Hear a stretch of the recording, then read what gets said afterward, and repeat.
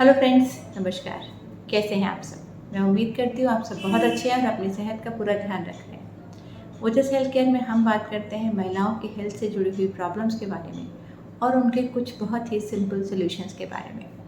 और आज मैं आपके साथ शेयर करना चाहती हूँ एक ऐसी महिला की स्टोरी जो कि प्राइवेट पार्ट्स में होने वाली इचिंग से बहुत ज़्यादा परेशान थी। उसने बहुत सारे डॉक्टर्स को कंसल्ट किया हुआ था, तकरीबन सारे टेस्ट कराए हुए थे और तकरीबन कुछ महीनों से वो लगातार एंटीबायोटिक्स और वेजाइनल वॉशेस का इस्तेमाल करके परेशान हो चुकी थी। और इसके साथ एक दूसरा फैक्टर जो साथ में था, वो महिला इतनी ज़्यादा स्ट्रेस थी, इतनी ज़्यादा परेशान थी, जो कि अपने आप में उसकी परेशानी को बढ़ा रहा था। तो आज मैं आपको बताना चाहती हूँ कि किस तरीके से बहुत ही कम खर्चे में, बहुत ही कम लागत में महिलाएं अपनी पर्सनल केयर का ध्यान रख सकती हैं बिना किसी एक्स्ट्रा एफर्ट के और कुछ छोटी छोटी सी जानकारियों के साथ। तो आइए शुरू करते हैं। आज मैं बात करने वाली हूँ ऐसे 5 सिंपल टिप्स के बारे में जिसके द्वारा महिलाएं अपनी पर्सनल केयर को बहुत कम कॉस्ट पर कंप्लीट कर सकती हैं और बहुत सारे ऐसे मिथ्स हैं जिनके बारे में उनको जानकारी नहीं है, उनको आज दूर करने की कोशिश करेंगे। सबसे पहले जो सबसे ज़रूरी चीज़ होती है महिलाओं में, मेंस्ट्रुअल केयर प्रोडक्ट्स के बारे में। मेंस्ट्रुअल केयर प्रोडक्ट्स यानी कि महिलाएं वो प्रोडक्ट जो कि पीरियड्स के दौरान इस्तेमाल करती हैं, जिसमें कि सैनिटरी नैपकिन्स हो सकते हैं, टेम्पन्स हो सकते हैं और मेंस्ट्रुअल कप्स हो सकते हैं। दूसरे नंबर पर बात करेंगे वैजाइनल वॉशेस के इस्तेमाल के बारे में। तीसरे नंबर पर बात करेंगे हम कि किस तरीके से जो पेल्विक प्यूबिक हेयर हैं उनको ट्रीट किया जाए या उनको रिमूव किया जाए। चौथे नंबर पर किस तरीके के अंडरगारमेंट्स का इस्तेमाल किया जा सकता है और आखिरी नंबर पर किस तरीके से कुछ जनरल हेल्थ प्रॉब्लम्स जैसे कि obesity, diabetes, stress private parts में इचिंग को इफ़ेक्ट कर सकती हैं उसके बारे में। तो आइए शुरू करते हैं। सबसे पहले आजकल हम बात करते हैं बहुत सारे मेंस्ट्रुअल केयर प्रोडक्ट्स के बारे में, जिसमें कि सबसे ज़्यादा कॉमनली यूज़ प्रोडक्ट्स हैं सैनिटरी नैपकिन्स, उसके बाद कुछ हद तक यूज़ होते हैं टेम्पन्स और मेंस्ट्रुअल कप। मेंस्ट्रुअल कप एक ऐसा प्रोडक्ट है जो कि बहुत ही ज़्यादा eco friendly, cost saving product है, जो कि वो महिलाएं जो कि टेम्पन्स इस्तेमाल करती हैं या वे महिलाएं जो कि सेक्सुअली एक्टिव हैं बहुत आसानी से इस्तेमाल कर सकती हैं।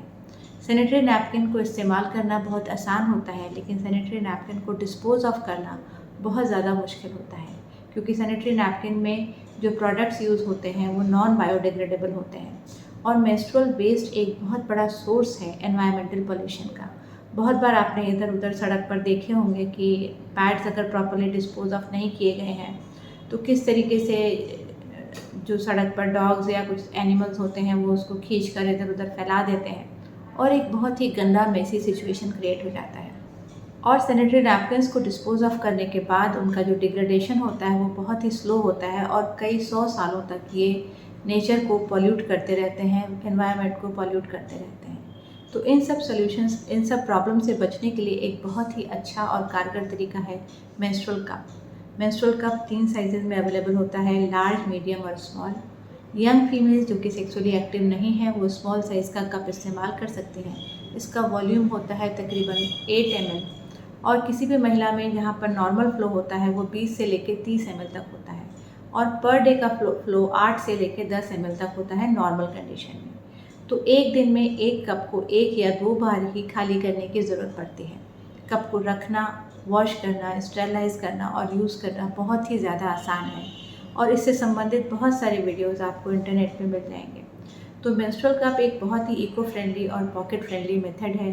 इसको कैरी करना आसान है, डिस्पोज ऑफ करने की कोई ज़रूरत नहीं होती है। मेंस्ट्रुअल ब्लड को आप रूटीनली टॉयलेट में डिस्पोज कर सकते हैं और मेंस्ट्रुअल कप को वॉश करके रीयूज़ कर सकते हैं और अगर आपका पीरियड ख़त्म हो गया है तो इसको एक नॉर्मल कंटेनर में रखकर उठाकर रख सकते हैं और नेक्स्ट टाइम यूज़ करने से पहले सिर्फ सिंपल सोप और वाटर से वॉश करके आप इसे इस्तेमाल कर सकते हैं। ये सिलिकॉन का बना होता है, ये बिल्कुल मेडिकल ग्रेड प्लास्टिक होती है, इसका बॉडी पर कोई साइड इफ़ेक्ट नहीं होता। ये सेम मटेरियल होता है जो कि छोटे बच्चों के जो फीडिंग बॉटल होती है उसमें निपल्स को इस्तेमाल करने के लिए, निपल्स को बनाने के लिए इस्तेमाल किया जाता है, इसलिए ये बहुत ही सेफ प्रोडक्ट है। तो मेंस्ट्रुअल कप एक बहुत ही रिवोल्यूशनरी प्रोडक्ट है किसी भी महिला की मेंस्ट्रुएशन की केयर के लिए। दूसरे नंबर पर बात करते हैं वेजाइनल वॉशेस के बारे में। मार्केट में बहुत सारे तरीके के वेजाइनल वॉशेस अवेलेबल हैं, जिसमें कि कुछ सेंटेड हैं, कुछ में कुछ अलग प्रॉपर्टीज़ क्लेम की जाती हैं और कुछ वेजाइनल वॉशेस मेडिकेटेड होते हैं जिसमें कि एंटीबैक्टीरियल या एंटी फंगल प्रॉपर्टीज़ होते हैं। नॉर्मल फीमेल्स जो कि यंग और एक्टिव हैं, सेक्सुअली एक्टिव हैं या अदरवाइज़ उनके पीरियड्स रेगुलर हैं, ऐसी महिलाओं में जहाँ पर कि हार्मोन लेवल्स अच्छे हैं, वहाँ पर किसी भी तरीके के वेजाइनल वॉश की ज़रूरत नहीं पड़ती। वे महिलाएं जो पेरीमेनोपॉजल या पोस्टमेनोपॉजल एज ग्रुप में हैं, वहाँ पर हार्मोन्स की कमी की वजह से कभी कभी इचिंग या कुछ इस तरीके की शिकायतें हो सकती हैं, जहाँ पर नॉर्मल सूदिंग वेजाइनल वॉशेस की ज़रूरत पड़ सकती है। पर ऐसे केसेस में भी पेट्रोलियम जेली एक अच्छे लुब्रिकेंट की तरह काम कर सकती है और वेजाइनल वॉशेस की बहुत ज़्यादा ज़रूरत नहीं होती है। वहीं पर अगर वेजाइनल वॉशेस का बहुत ज़्यादा इस्तेमाल किया जा रहा है तो वो नॉर्मल वेजाइनल फ्लोरा को डिस्टर्ब करता है और कई बार इचिंग में कंट्रीब्यूट कर सकता है। इसलिए वेजाइनल वॉशेस का इस्तेमाल जहाँ तक हो सके अवॉइड किया जाना चाहिए। अगर थोड़ा क्लीनलीनेस की ज़रूरत है तो कोई भी रेगुलर माइल्ड सोप जो किसी भी महिला की स्किन टोन को सूट कर रहा है, उसको इस्तेमाल किया जा सकता है। इसलिए vaginal washes should be a big no. In cases of infection, जहाँ पर इन्फेक्शन है, वहाँ पर वेजाइनल वॉशेस जो कि मेडिकेटेड हैं, वो 2, 3 या 4 दिन के लिए इस्तेमाल किए जा सकते हैं और उससे ज़्यादा इस्तेमाल करने की ज़रूरत उन्हें नहीं होती है। तीसरे नंबर पर बात करते हैं जो प्राइवेट पार्ट के हेयर होते हैं। हेयर रिमूवल के लिए महिलाएं कई बार हेयर रिमूविंग क्रीम्स का इस्तेमाल करते हैं। ये क्रीम्स भी केमिकल होते हैं और उस डेलिकेट स्किन में कई बार एलर्जिक रिएक्शंस का कारण बनते हैं। तो ऐसे केसेस में क्रीम्स की जगह सिजर्स का इस्तेमाल करना बहुत ज़्यादा इफ़ेक्टिव रहता है, कॉस्ट इफ़ेक्टिव रहता है और यूज़र फ्रेंडली भी रहता है। कुछ महिलाएं जो कि ज़्यादा क्लीनलीनेस प्रेफर करती हैं, वो रेज़र का इस्तेमाल कर सकती हैं, लेकिन ध्यान रखें कि रेज़र भी कहीं भी अगर वो टच हो रहा है तो हेयर के साथ साथ वो स्किन को भी थोड़ा बहुत डैमेज कर सकता है। तो इसलिए जहाँ तक हो सके सिजर्स सबसे सेफेस्ट ऑप्शन है। चौथे नंबर पर हम बात करते हैं अंडरगारमेंट्स के बारे में। फीमेल्स को अंडरगारमेंट्स के बारे में बहुत ज़्यादा सतर्क रहने की ज़रूरत है और विशेषकर कॉटन के अंडरगारमेंट्स जो कि एयरी हों, जिसमें कि एयर फ्लो अच्छा हो, टाइट ना हो, वो बहुत ज़्यादा इफ़ेक्टिव होते हैं इचिंग और इरिटेशन के सेंसेशन को रोकने के लिए। अंडर पैंट्स या लोअर पार्ट में जो भी वेयर वो पहन रहे हैं, जीन्स या शॉर्ट्स, वो सब बहुत ज़्यादा कंफर्टेबल होने चाहिए। अगर कोई टाइट फिट आप पहन रहे हैं तो उसको बहुत लंबे समय तक पहनने के लिए अवॉइड करना चाहिए। तो इसलिए एयरेशन का बहुत ज़्यादा ध्यान रखें और कॉटन के ही अंडर पैंट्स का इस्तेमाल करें। और आखिरी नंबर पर जो मैं बात करना चाहती हूँ कि बहुत सारे जनरल हेल्थ के पॉइंट्स होते हैं जो कि प्राइवेट पार्ट में इचिंग को कॉज करते हैं।